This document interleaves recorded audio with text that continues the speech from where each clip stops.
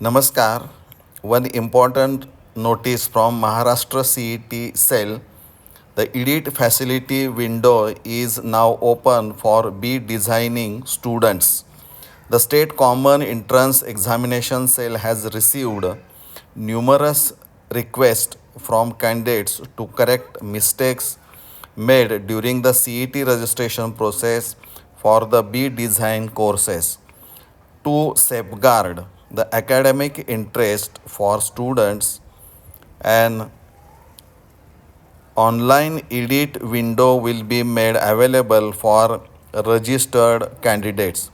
Candidates who have successfully completed their registration and paid the examination fee may now correct the following details in their application forms: candidate name and date of birth as per the SSC board certificate, photograph, latest signature and gender.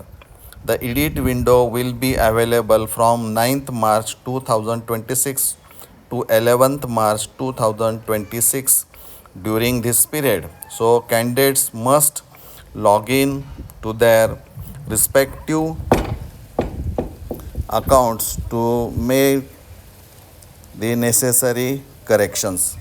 त्यामुळं विद्यार्थी मित्रांनो